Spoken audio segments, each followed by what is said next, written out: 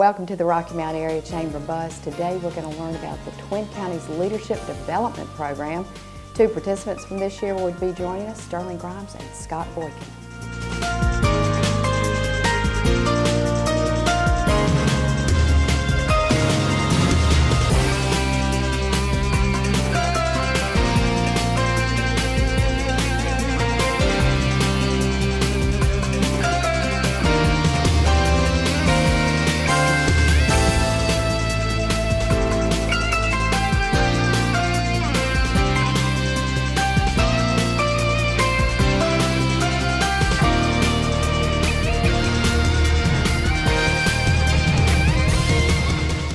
And we are back. We are actually joined with a facilitator of the Twin County Leadership Program at the Chamber, and it's Bill Griffin. And Bill, glad you're here. Thank you. Give us an overview. I think many of us have remembered that in the past, Rick Davis started the program, and then Robert Beeman was a facilitator for a while. And you independently have a company called Performance Connections. Correct. But how long have you been the facilitator for this program? For 5 years.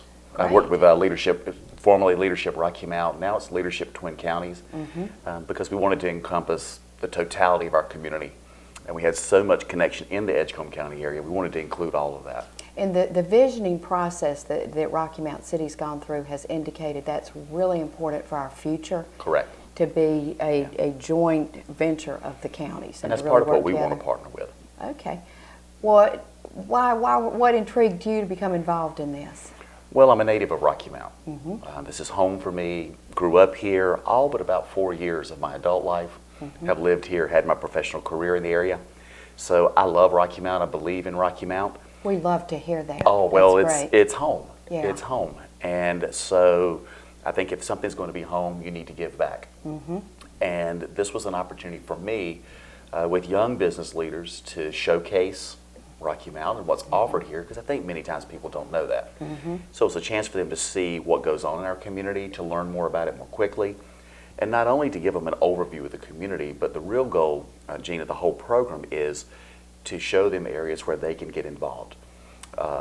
Many of them are young. Most of them are new to the community. And so it's just a great chance to get them involved as civic leaders, not just business leaders. And so that intrigued me. And Bill, a lot of other higher institutions, higher academic institutions have realized too the need to teach people how to engage, to get involved, to look for areas of leadership. I know Chapel Hill put in a public service scholars program and are training leaders, and it really does make a difference. A lot of people don't grow up just knowing how to get involved, and to not only educate them about what's available and what's here, but then help plant them and help steer them is important too, isn't it? Absolutely. I think we live a very insular world, even in business. We just work within our four walls. And one of the most common expressions I hear from individuals that come in the program is, wow, I didn't know this was going on. Or, wow, I didn't know this was available. And it's like it opens their eyes. And once you show them opportunity and need, what I have seen is involvement flows naturally, because they say, we want to be part of that. And so until you connect them to opportunity, it's hard for them to get outside their little comfortable world of business. And so it's critical to get them connected. And this program does that. And so many of them are just overworked in what they're doing that it's hard to know unless somebody presents it to them. Absolutely. And it just, I mean, by the time you're exhausted, you get home at the end of the day, you know, just to know. It is, and one of the challenges we face, Gene, is to make sure we give them a broad view. We go all the way from business and industry to criminal justice, law enforcement, to understanding our educational system and opportunities here, both for our high school and elementary students, as well as we're really blessed in this area to have 2 community colleges that function. Excellent community colleges. Absolutely, and a 4-year liberal arts college right here on our back step. And so we try to connect them with that. We connect them to service opportunities, both community-based as well as some faith-based opportunities of service, people who are reaching out and making a difference. And when you show them that variety of opportunity, it's a very natural thing for them to say, this works for me. And we've seen some of those kind of initiatives go on for years after the program. Oh, good. Well, we hope it's a lifetime of giving back. We want these leaders to be right there. The first meeting of the 9, and it begins, I believe, in September, and there's Correct. graduation Right. in May, is a bonding retreat. Tell us about that. Well, one of the key things that comes out of this, a really neat benefit that comes to our participants, is building lifelong friendships within the group. And if we're going to function as a team and impact, we've got to know each other and build some connection. And so, in cooperation with the City of Rocky Mount, David Griffin does a great job of this for us every year. We just go out on a retreat. We do a low ropes course, because that engenders not only dropping barriers of nervousness or trying to be a poser in front of the group, but it also builds trust and connection, because some of the activities require others to work with you. We get them out on the Tar River, and they get to canoe for a while, and it's just a great bonding experience, so that moving out of that, we move as one versus a bunch of individuals.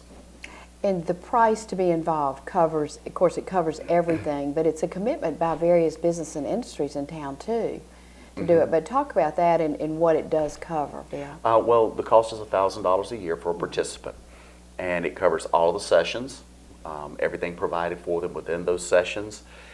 It covers any expenses that we would incur from that. And it really, when you break it down to less than $100, by the time we do everything, we have over 10 sessions, less than $100 a session to get your people connected. It's one of the greatest values, I think, in our city. And speaking of getting your people connected, kind of make a pitch, Bill, for if they're business leaders listening right now, maybe have some young employees that they think might be good for this program. Tell us why, what the long-term benefits to a business would be for engaging an employee in this. Well, when you think in terms of business, business is about people. If people don't connect with your business, utilize your services, buy your product, then your business isn't going to last very long.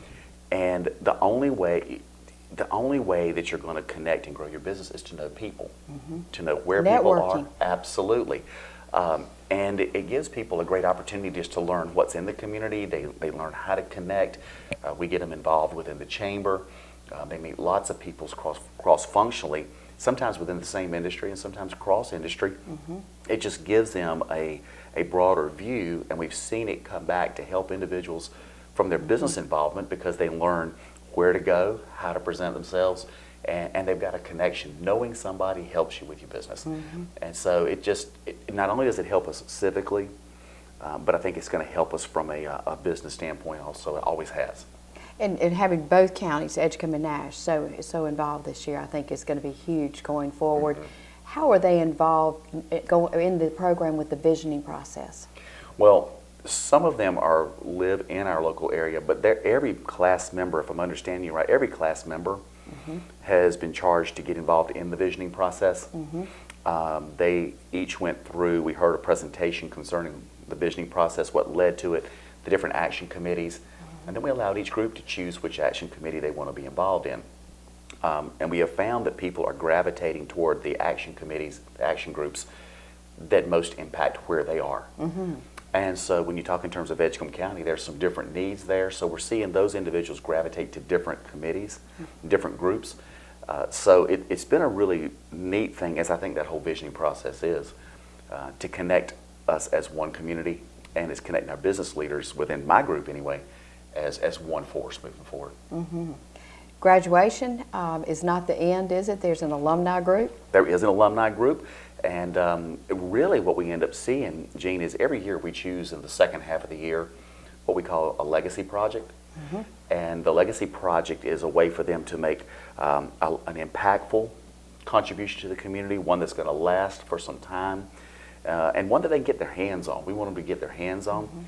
And so when you think about it, some of those legacy projects involve sweat equity. And so we've had them continue, for instance, at Williford School, a leadership academy was established by a class 4 years ago with fifth graders to make sure they're headed in the right direction. That academy still continues today, those same individuals carrying it on. So it lasts long after Leadership Rocky Mountain. It's a very proud group to say they're an alumnus of leadership Twin Counties. Bill, I have to tell you, I would love to, and I'm not a young leader in this town, but I think everybody could benefit from learning more about different companies, different people, different walks of life, because it does make us more engaged in our community. One of the things I've seen, Gene, is that you can live here your whole life and never even know what's here. And so while we say it's geared toward young leaders, many times we have people who've been here for years that their company chooses to invest, put them in the program, and it opens up just completely new vistas for them. Well, we thank you so much, Bill, for your leadership in this, and we're going to take a break, and Sterling Grimes and Scott Boykin are two of the participants this year going to They'll join us. do a great job sharing. Thank you. Thank you. We'll be right back.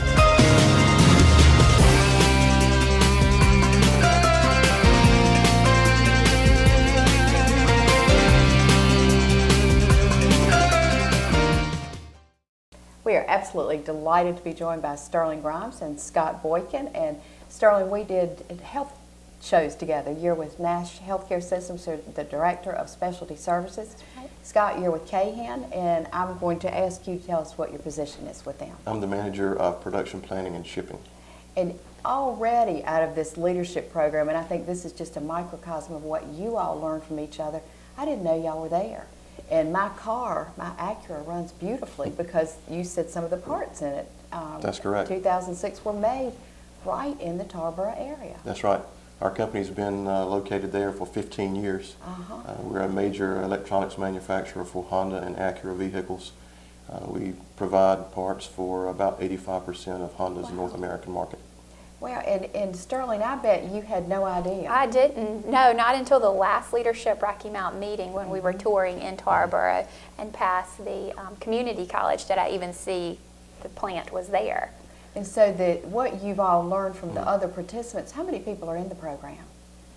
I think there's close to 16 people. Okay. And each of them from different businesses and industries, different walks of life. And as you learn and network with each other, I bet that's a significant portion. Not only are you learning about the community and things about the community that most people never learn, but you're also cultivating friendships too. It's true. The first meeting we had, and Bill was telling you about that, when we actually were forced to kind of make friends and to the low ropes course and the canoeing down the Canoe River. That was really fun because it forced you to get to know someone. I was actually in a canoe with, his name's Russ, and he works at Cummings. Well, I would have never had an opportunity to meet Russ from Cummings and know anything about Cummings had we not had that original first, forced to get to know meeting. Scott, what was the provocating factor for your company deciding to enroll you in this course? Well, I think up until this point, we've been we've worked real hard with the Tarboro area. We're doing a lot of stuff with Edgecombe Community College now, helping them develop their technology center. We're also working with Southwest Edgecombe and helping them develop their electronics lab. So we're doing a lot of stuff in Edgecombe County, but I think it would probably be better to serve the community if we could kind of expand that and start looking at the Rocky Mount, Nash County area as well, and trying to get involved with a lot of different things a little bit further out from just the Tarboro area. Of the 4 that you've had so far, I guess September, October, November, and December, what was the first one was the bonding, the ropes, or and what was do you remember the second, third, and fourth? I'd kind of like to talk about each of them a little bit and talk about. You help me if field I forget. trips. Okay. I know what the second one. The first one was more about a history of Rocky Mount and the Tarboro area, just going over the history. And who taught that? Are they outside speakers who come in and present, or? Yes, I can't remember the gentleman's name, but John Mebbin. John, yeah, I think so, Mebbin. yeah. Okay, yeah. But he gave a Rocky Mount Mills family and right. And coming out of that, it's interesting to know that, I mean, the area, Nash County, Edgecombe County, have been so interlinked for over 200 years. Most of the trade was going through Tarboro, floating down the Tar River, trying to get the exports out until the railroad come in place. And then when the railroad was put in place through Rocky Mount, then it kind of all shifted to the west. But still, the two counties were interdependent on each other to make sure that the trade was still being handled and things were being moved up and down the rail line. But it does seem like up until probably 40 years ago, a lot of that networking and a lot of teamwork kind of dropped off. But I guess one thing that I've seen that's been interesting to see and encouraging to see a lot of the new things being developed downtown Rocky Mount and trying to get the two counties to start working back together again. And when on the square now is going to have a brewery, I think there were a lot of celebrations in the Rocky Mount area too. I mean, we want to celebrate each other, and I think this is a real way to help open those doors to celebrate each other. Do you go out? I mean, it looks like you meet at different places. So the Starla? second meeting, I can talk about that, when we Okay. actually met at the chamber, and we rode the Tar River Transit bus. We went to Tarboro and actually looked at the Edgecombe County, talked with the Edgecombe County mayor, or the Tarboro mayor, Edgecombe County manager, and lots of government officials, and we did the same thing in Rocky Mount. So that was really neat, I thought, to see the difference in how both communities approach things, but how they approach things together as well. And of course, we rode the bus. And then this last meeting, when we rode the same Tar River Transit bus, and we rode it to Wesleyan College, and we went to Bienvenue Elementary School. You have to help me here. The senior high school, Yeah, Rocky Mount Senior. Rocky Mount Senior High. And The new one. And the new charter school in Tarboro, Northeastern Academy, I think is the name of it. And what a great eclectic mix of the different levels of education. And at each of them, did you have someone speak and tell you about what was going on there? Yes, it's like at Rocky Mount High School, we had a gentleman speak about the honors program that they were International sponsoring. Baccalaureate. Yeah, the International Baccalaureate, how they were trying to get students involved with that, and just to get them more well-rounded students academically to be prepared to go into college. So that was very encouraging to hear that as well. And at Rocky Mount, we also had the choral group sing to us over lunch, and or I guess it was play instruments and sing as well. But what was interesting is later that same week, they were singing they were doing a performance at the new Nash Pediatric Emergency Room grand opening. So it was just kind of neat to see how really everything comes full circle. Sterling, because you're very busy at work with all of your responsibilities, and Scott, same thing. How have you personally seen that this is going to help you going forward? Really just to know so much more about the community and the patients that, particularly at Nash Healthcare, that we serve, because so many are from the Rocky Mount, which is Edgecombe and Nash County, and the outlying areas. So just to know more about the community, the industries that our patients are representing, is really, really helpful, and how we can partner together should there need to be that relationship we can make. And Scott, what about you? It's interesting. Again, it's interesting to see a lot of the needs that the various areas that we've seen are having. Again, that's one of the reasons that we've, as from Kagan's standpoint, trying to improve some of the technological things at Edgecombe Community College as well as Southwest. But it's also encouraging to see some of the things that are happening at Bienvenue Elementary that we saw, especially with the little iPads that they were using over there. But also to try to see where some additional needs are at. What can we do to help out and encourage others, and especially in the education standpoint. And some of these are your future employees too. That's right. That you're cultivating. And some of the efforts that y'all have already done, then you can share those ideas with other participants too, and maybe they can corporately do some of what you've done. Right. And reach out.